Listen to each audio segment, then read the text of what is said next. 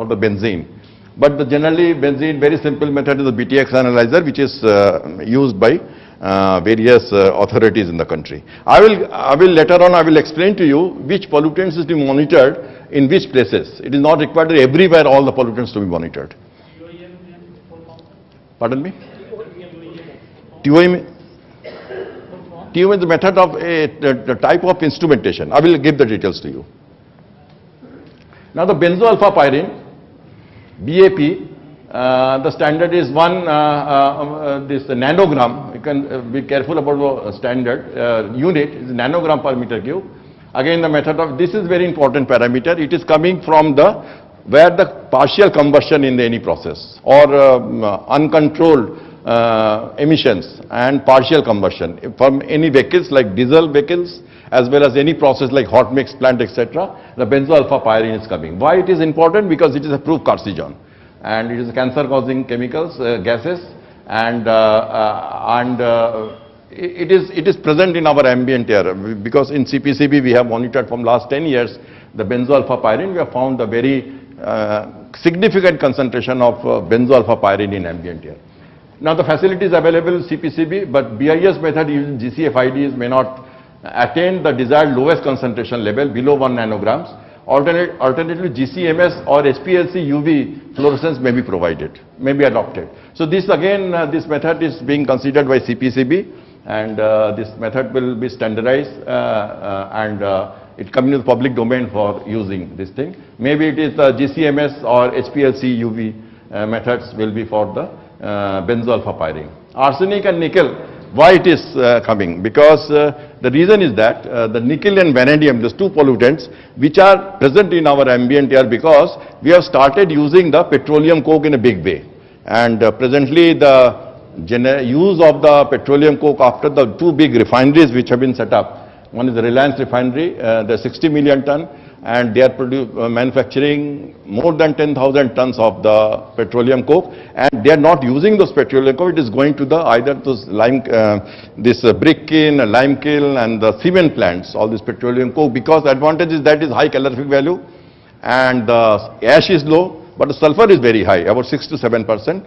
But the nickel and vanadium is also present in those petroleum coke, and when you burn in the small scale industry this petroleum coke, you are bound to get the nickel and vanadium in the ambient air. That is the reason why nickel standards have been fixed, but the method of analysis is not very complicated. If you have the atomic absorption spectrophotometer, you can use this one.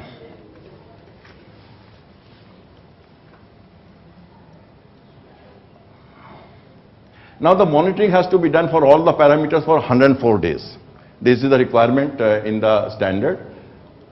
But the thing which I think in the morning session, Rajendra Prasad ji explained very nicely about the infrastructure facility for the staff, method standardization and training of field staff would be extremely necessary. This is the very important thing which I also support this one, that the staff required, the skilled manpower is required for sampling analysis of the all these pollutants.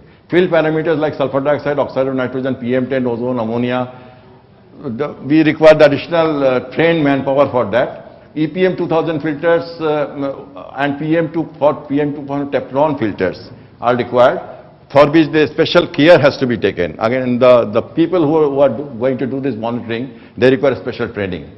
And the EPM 2000 filter paper has to be analyzed for metals and remaining half for the benzoalpha-pyrene.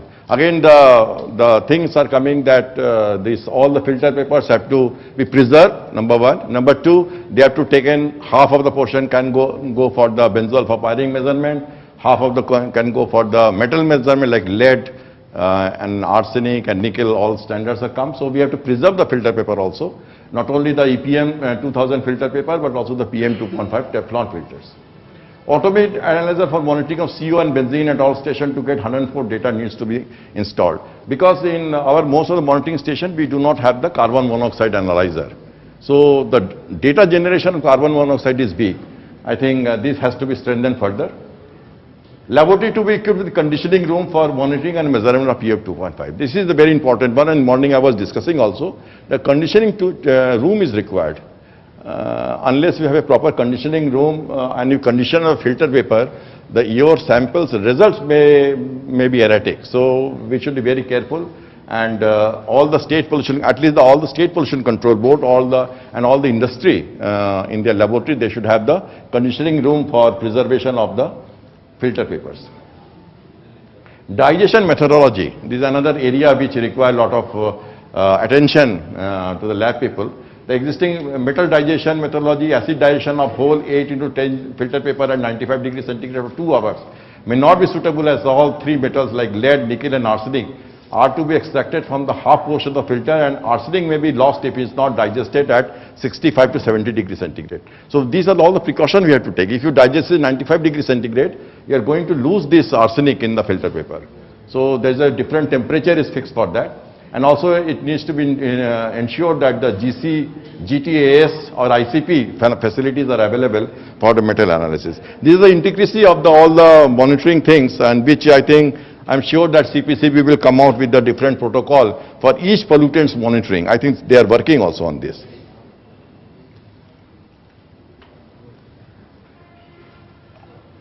I think this is a doubt is expressed. I also agree with this, that 24 hourly or 8 hourly or 1 hourly monitoring values as applicable shall be complied with 98% of the time of the year.